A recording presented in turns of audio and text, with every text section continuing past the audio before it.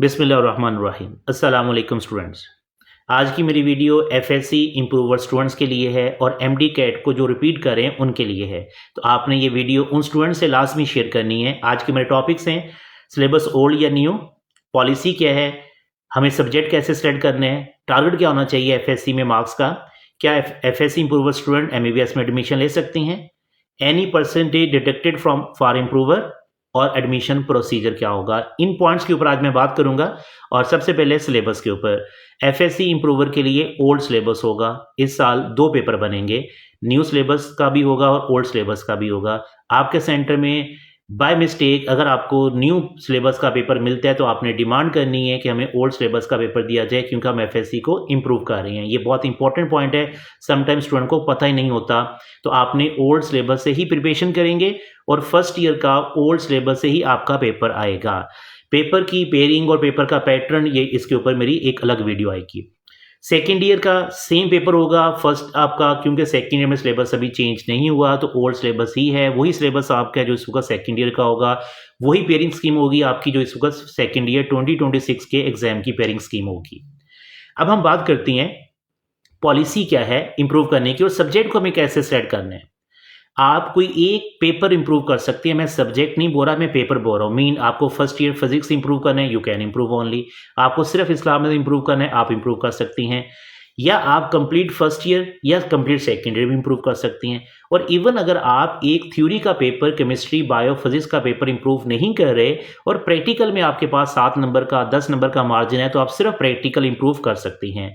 और याद रखिएगा, प्रैक्टिकल नोटबुक आपकी ओल्ड ही होगी, आपने नई प्रैक्टिकल नोटबुक नहीं बनानी होती। जो प्रैक्टिकल नोटबुक आपने लास्ट ईयर यूज़ की थी, आप उसी प्रैक्टिकल नोटबुक के साथ अपने एग्जामिनेशन सेंटर में जाएंगे प्रैक्टिकल के लिए। अगर एग्जामिनर ने वो प्रैक्टिकल नोटबुक को फाड़ भी दिया है तो आप वही प्रैक्टिकल नोटबुक यूज़ कर सकते हैं। तो अगर आपके प्रैक्टिकल में पूरे मार्क्स हैं तो आप जस्ट थ्योरी का पेपर इंप्रूव करेंगे, आपको प्रैक्टिकल को इंप्रूव करने की ज़रूरत नहीं है। अब नेक्स्ट है कि हमें सब्जेक्ट कैसे सेलेक्ट करनी है। दिस इज़ वेरी इंपॉर्टेंट और यहाँ पर स्टूडेंट बहुत मिस्टेक करती हैं। इस पॉइंट को आपने गौर से समझना है। ये आपके सामने एक स्टूडेंट का रिजल्ट है जिसके मार्क्स टोटल 1047 है। मैंने इसको स्टूडेंट को सजेस्ट किया कि उर्दू पार्ट 2 जिसमें 15 मार्क्स का मार्जिन है, फिजिक्स पार्ट 1 में 15 मार्क्स का मार्जिन है, केमिस्ट्री पार्ट 1 में 30 मार्क्स का मार्जिन है और बायो पार्ट 2 में 15 मार्क्स का मार्जिन है। अगर आप बायो पार्ट 1 देखें तो 76 है, 9 मार्क्स कम है, लेकिन मैं मशवरा नहीं दूंगा बायो को रिपीट करने के लिए। क्यों? अगर हम सिर्फ इन मार्क्स को ऐड करें तो हमारे पास 75 टोटल मार्क्स बनते हैं, 1047 ऑलरेडी मार्क्स हैं उसके, और 1122 मार्क्स बनेंगे एफएससी में, जो कि बहुत अच्छे मार्क्स हैं। अभी आगे मैं आपको एमडी कैट की कैलकुलेशन का फॉर्मूला दूंगा, वहां आपको आइडिया हो जाएगा ये मार्क्स कितने अच्छे हैं या कितने बुरे हैं। अनदर एग्जाम्पल हम देखते हैं। अच्छा, इसकी स्टूडेंट के प्रैक्टिकल में 27-28 है।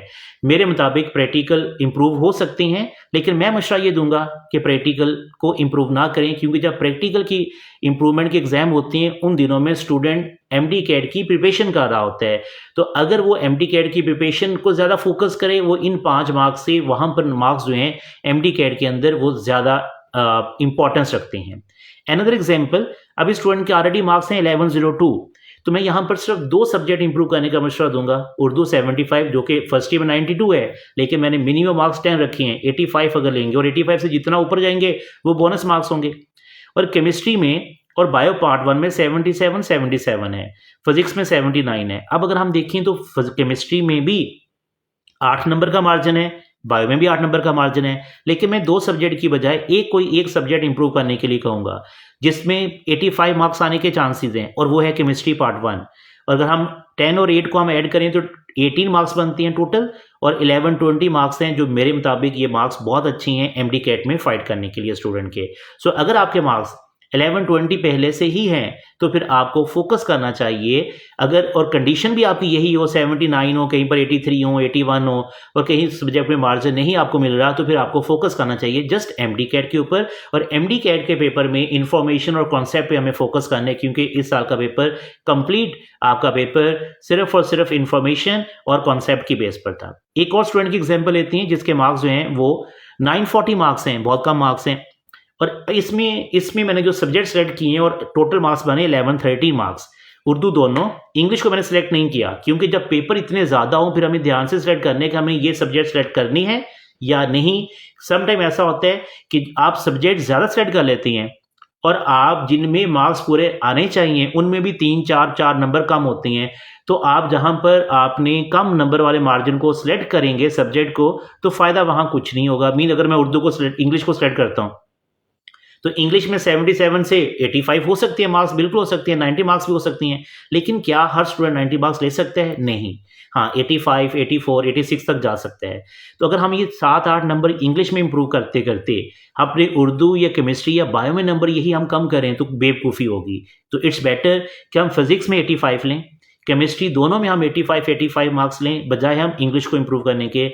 बायो में दोनों में हम 82, 83 लें। तो ये टोटल मार्क्स को अगर आप ऐड करते हैं तो ये 173 मार्क्स बनते हैं। यस, प्रैक्टिकल में 21 नंबर का मार्जिन है, तो आप दोनों प्रैक्टिकल को इंप्रूव कर सकते हैं। तो टोटल मार्क्स है 11-13। तो ये मार्क्स मेरे मुताबिक एक अच्छे मार्क्स हैं। क्यों? इसके साथ हम MD कैट को इंप्रूव करें, वो ज़्यादा बेनिफिट होगा बजाय इसके कि हम इंग्लिश को भी इंप्रूव करें। पेपर इस केस में पेपर आपके पास बन रही हैं 5 to 7 पेपर हैं और 2 प्रैक्टिकल हैं। तो अगर हम इंग्लिश के भी पेपर ऐड कर लें तो वो 9 पेपर बन जाती हैं। तो टाइम कितना भी हमारे पास, time we have just 4 to 5 month. तो 4 to 5 मंथ आपने टाइम पीरियड भी देखना होता है जब आपने सब्जेक्ट सेलेक्ट करने हैं। आपने ये भी देखना है कि इस सब्जेक्ट के ऊपर मेरी ग्रिप कितनी है, मैं कितने मार्क्स ले सकता हूँ, तब भी आपको वो सब्जेक्ट सेलेक्ट करने हैं। और अगर आपको मुझसे गाइडलाइन लेनी है कि हमें कौन सा सब्जेक्ट सेलेक्ट करने चाहिए तो आपको नंबर नज़र आ रहा होगा, आप इस नंबर के ऊपर व्हाट्सएप कीजिएगा।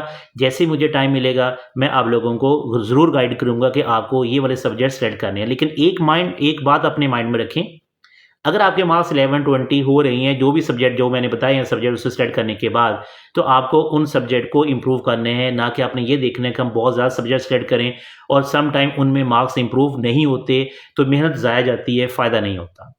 अब नेक्स्ट हमारा टारगेट क्या होना चाहिए? अब देखिएगा, यहाँ से आपको मेरी बात समझ आ जाएगी। अगर आपके मार्क्स हैं 1045 FSC मैट्रिक में, सॉरी, तो 9.5% एग्रीगेट बनते हैं MD कैट के लिए। FSC में 11-15 मार्क्स हैं तो 37.16 है और MD कैट में 172 आउट ऑफ 180 तो 47.77, तो एग्रीगेट होगा 94.43। मेरे मुताबिक नेक्स्ट ईयर का ये एग्रीगेट 100% सेव है MBBS में एडमिशन के लिए। क्यों? नेक्स्ट ईयर का MD कैट का पेपर डिसाइड करेगा मेरिट क्या होगा, ठीक है?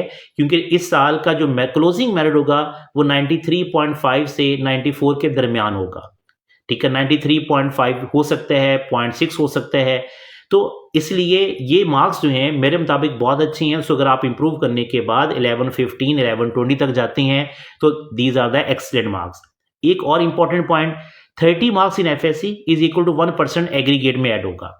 तो अगर आपके number 4 marks in MD CAT हों तो वो 1.1% एग्रीगेट में ऐड होता है। तो अगर आप देख लें यहाँ पर FSC के मार्क्स जो हैं, अगर आपके 30 नंबर कम हो रही हैं तो आपको MD कैट में 4 MCQ ज़्यादा से ही करनी है, जिससे 1.1% एग्रीगेट में ऐड होगा।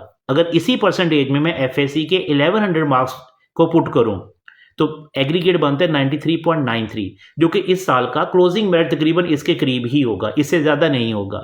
सो आपने सब्जेक्ट को ध्यान से सेलेक्ट करने हैं और फिर जब इंप्रूवमेंट करनी है टाइम पीरियड भी अपने माइंड में रखना है कि टाइम पीरियड हमारे पास 4 to 5 मंथ से ज़्यादा नहीं है। आइदर आप फर्स्ट ईयर का सब्जेक्ट रिपीट कर रहे हैं या सेकेंड ईयर का सब्जेक्ट रिपीट कर रही हैं। आपका जो रिजल्ट आएगा वो सेकेंड ईयर के पेपर के साथ ही रिजल्ट आपका आएगा, ठीक है? क्योंकि आपका फर्स्ट ईयर का रिजल्ट भी सेकेंड ईयर के एग्जाम के साथ ही आता है फॉर FSC इंप्रूवर के लिए।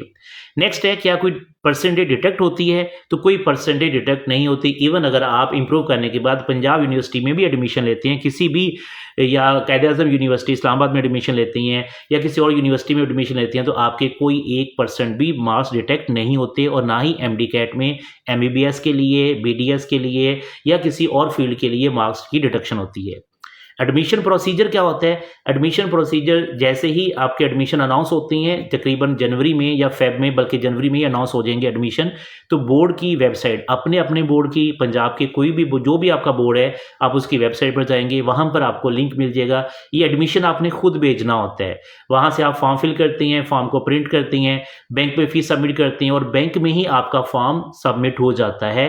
लेकिन अटेस्टेशन आपने फॉर्म की करवानी होती है किसी भी हाई स्कूल या कॉलेज के प्रिंसिपल से, और कोई भी इसको अटेस्ट नहीं करता। सिर्फ हेड ऑफ द स्कूल जो भी होगा, हेड प्रिंसिपल होगा या हेड मिस्ट्रेस होगी, वो इस फॉर्म को अटेस्ट करती है। तो ये एडमिशन प्रोसीजर जब स्टार्ट होगा तब मैं एक और वीडियो के साथ आप लोगों को गाइड करूंगा कि आपने एडमिशन का प्रोसीजर कैसे अपनी करने हैं। Best of luck student. अल्लाह हाफिज़।